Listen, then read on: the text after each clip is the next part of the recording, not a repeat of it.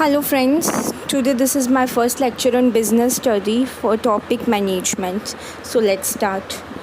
First of all, we will discuss about definition of management. Management क्या होता है? Management is the administration of an organization, whether it is a business, non-profit organization, a government body. It is an art and science of managing resources of the business. अब इसका क्या meaning होता है? Management क्या होती है? Management होती है किसी भी चीज़ को मैनेज करना. मैनेजर के द्वारा कोई भी चीज़ जब मैनेज की जाती है तो उसको मैनेजमेंट कहते हैं.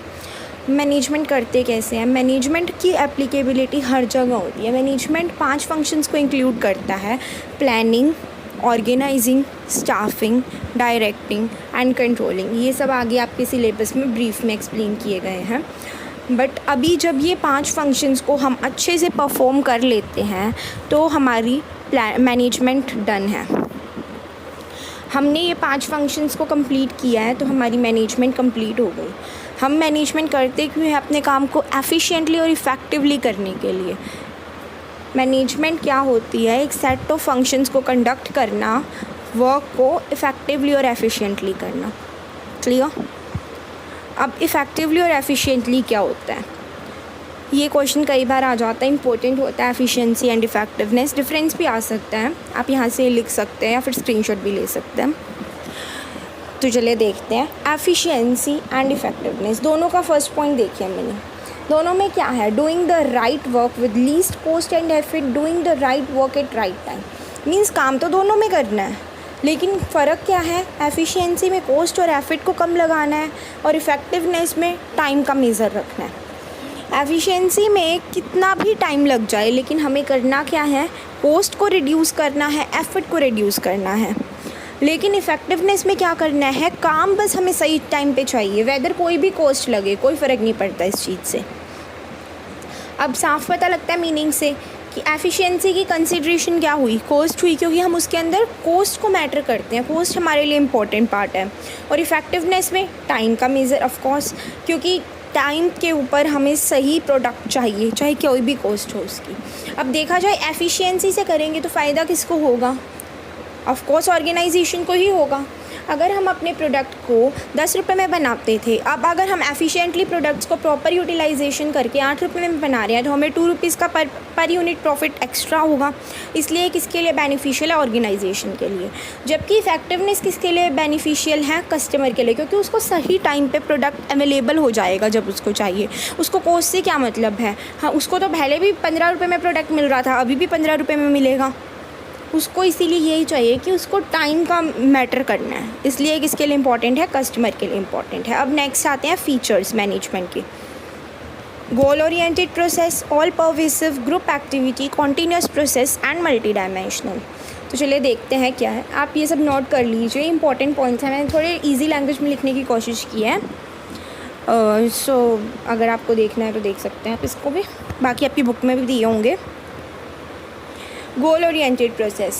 Goal-oriented process. Management is a goal-oriented process. Success of any management activity is assessed by its achievement of the predetermined goals or objective.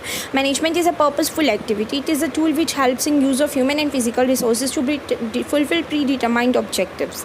अब इसके अंदर साफ पता लग रहा है कि मैनेजमेंट गोल ओरिएंटेड प्रोसेस क्यों है, क्या कैसे है, क्यों है, हमने इसको फीचर क्यों बोला है उसका.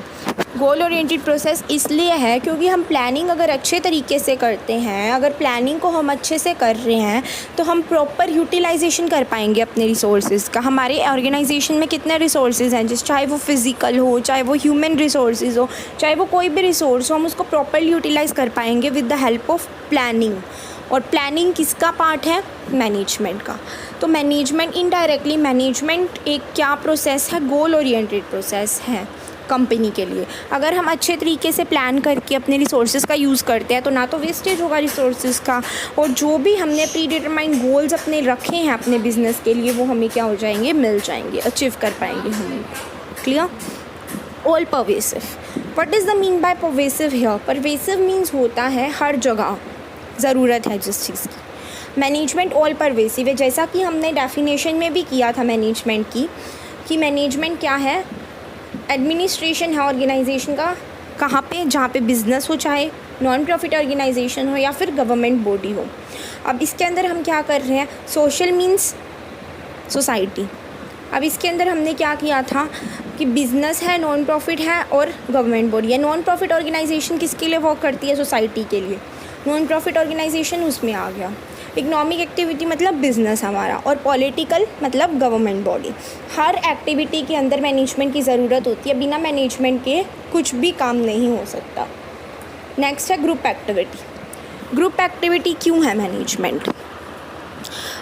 अभी हम 4 लोग काम कर रहे हैं, आराम से मैं मैनेज कर सकती हूँ, मैं कर लूँगी मैनेज। लेकिन अगर मेरी कंपनी है 400 पीपल्स की, 400 पीपल वर्क कर रहे हैं एक कंपनी के अंदर, अब एक पर्सन के लिए इम्पॉसिबल है इतने लोगों को मैनेज करना। तब हम क्या करेंगे, और लोगों को अपॉइंट करेंगे। तब हम डिफरेंट डिपार्टमेंट्स बना देंगे अपनी फर्म के, एंड क्या करेंगे, हर डिपार्टमेंट के लिए एक हेड। HOD सुना है, हेड ऑफ डिपार्टमेंट, वही चीज़ है इसके अंदर। ग्रुप एक्टिविटी हमेशा हेड ऑफ डिपार्टमेंट डिनोट करता है कि मीन्स मैनेजमेंट को, जैसे मान लो 400 पर्सनस वर्क कर रहे हैं, हमने हर डिपार्टमेंट के अंदर कुछ अलग अलग पर्सनस को डिस्ट्रीब्यूट कर दिया, और उसके बाद हमने क्या किया, एक ग्रुप के ऊपर एक हेड को रख दिया। जैसे कि परचेज़ डिपार्टमेंट के ऊपर परचेज़ हेड रख दिया, उनको परचेज़ से रिलेटेड जो भी क्वेरी होगी वो किससे आके कहेंगे, परचेज़ हेड से, वो सारी उनके क्लियर करेगा। Clear. Next, continuous process. Management कभी भी एक बार करके ख़त्म नहीं हो सकता, मैनेजमेंट को टाइम टू टाइम करना पड़ता है, क्योंकि as we all know nature is dynamic, environment is dynamic, बार बार चेंज होता रहता है। तो उसके अकॉर्डिंग हमें अपनी पॉलिसीज़, अपनी मैनेजमेंट को भी चेंज करना पड़ता है। हमें जो भी फंक्शंस है मैनेजमेंट के, प्लानिंग, स्टाफिंग, डायरेक्टिंग, वो सब हमें टाइम टू टाइम करने पड़ेंगे। क्लियर। नेक्स्ट है multi dimensional management. Multi dimensional process है, इसकी 3 डायमेंशंस है। डायमेंशंस मीन साइड्स, 3 साइड्स है। कौन कौन सी, dimension of work, dimension of process, dimension of people. हमें काम के लिए भी अपनी मैनेजमेंट करनी पड़ेगी, अपने एम्प्लॉयज़ के लिए भी मैनेजमेंट करनी पड़ेगी, और अपने स्ट्रेटजीज़ के लिए भी मैनेजमेंट करनी पड़ेगी। हर चीज़ के लिए मैनेजमेंट ज़रूरी है। एम्प्लॉयज़ को कंट्रोल रखना भी ज़रूरी है, उनकी नीड्स का ध्यान रखना भी ज़रूरी है, और हमें अपने काम को तो ऑफकोर्स फोकस करना ही है। और थर्ड, हमें अपनी स्ट्रेटजीज़ को भी मैनेज करना पड़ेगा टाइम टू टाइम। क्लियर। यही इसी के साथ हमारे फीचर्स होते हैं। अब नेक्स्ट टॉपिक आता है ऑब्जेक्टिव्स। ऑब्जेक्टिव्स हमारे 3 टाइप के हैं, यहाँ पे 3 कैटेगरीज में डिवाइड किया हुआ है। ऑब्जेक्टिव्स का मतलब होता है उद्देश्य। हमारी मैनेजमेंट के उद्देश्य क्या क्या हैं, organisational, social and personal, 3 type के ऑब्जेक्टिव। ऑर्गेनाइजेशनल इसके नेम से डिनोट कर रहे हैं ऑर्गेनाइजेशन से रिलेटेड ऑब्जेक्टिव्स जो भी हैं। ऑर्गेनाइजेशन से रिलेटेड यहाँ पे हमारे 3 ऑब्जेक्टिव्स हैं। कौन कौन से हैं, profit, growth and survival. Profit किस लिए इम्पॉर्टेंट है हमारी ऑर्गेनाइजेशन के लिए, क्योंकि जब भी हम किसी भी कंपनी को जज करते हैं तो हम क्या देखेंगे, उसके कॉन्टीन्यूस प्रॉफिट्स, कॉन्टीन्यू उसकी सक्सेस कितनी आ रही है। तो जब तक कंपनी प्रॉफिट नहीं करेगी तो फिर वो बैठी किस लिए है, जब तक उसको पैसा ही नहीं बनेगा। और प्रॉफिट क्या होता है, हमारा जितना कॉस्ट कवरिंग करने के बाद हमारे पास कंसिडरेशन बचता है वो हमारा प्रॉफिट होता है। नेक्स्ट पॉइंट है ग्रोथ। हर बिज़नेस को ग्रो करना है, हर किसी का ड्रीम होता है ग्रो करना। आज किसी ने छोटे स्केल पे बिज़नेस शुरू किया है, वो ये तो नहीं सोच के बैठा रहेगा कि हाँ मुझे बस यहीं रहना है। उसका ड्रीम होगा कि कल को वो इससे भी बड़ा बिज़नेस एस्टेब्लिश करे। क्लियर।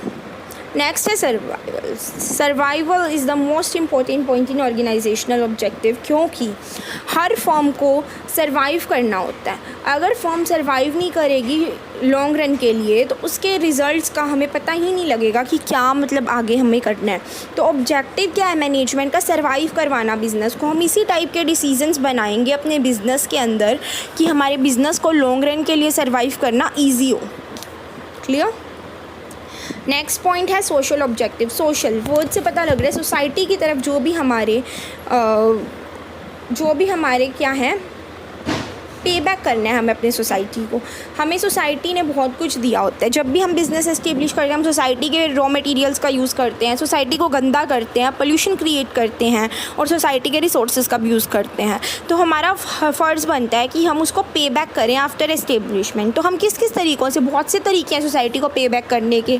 एम्प्लॉयमेंट अपॉर्चुनिटीज़ देना सोसाइटी में, हमारे बिज़नेस के अंदर एम्प्लॉयज़ की हमें ज़रूरत होती है और सोसाइटी को एम्प्लॉयमेंट की ज़रूरत होती है। तो हम वो गैप को फुलफ़िल कर सकते हैं। हम एम्प्लॉयमेंट अपॉर्चुनिटीज़ दे सकते हैं, स्टैंडर्ड ऑफ लिविंग को एनहांस करने में हेल्प कर सकते हैं, एफोरेस्टेशन कर सकते हैं, पोल्यूशन फ्री इन्वायरमेंट क्रिएट कर सकते हैं। क्लियर। नेक्स्ट पॉइंट है पर्सनल ऑब्जेक्टिव्स। सोसाइटी का हो गया, ऑर्गेनाइजेशन का हो गया। अब हमारे पर्सनल क्या क्या ऑब्जेक्टिव्स हैं, हम पर्सनली क्यों कर रहे हैं, पर्सनल क्या है। सबसे पहले बिज़नेस के पर्सनल कौन होते हैं, एम्प्लॉयज़ होते हैं। सबसे ज़्यादा इंपॉर्टेंट बिज़नेस के लिए कौन होते हैं, एम्प्लॉयज़ होते हैं। टीम वर्क सबसे इंपॉर्टेंट होता है। जब तक एम्प्लॉयज़ अपना बेस्ट नहीं देंगे, हम अपनी फर्म को ग्रो करवा ही नहीं सकते।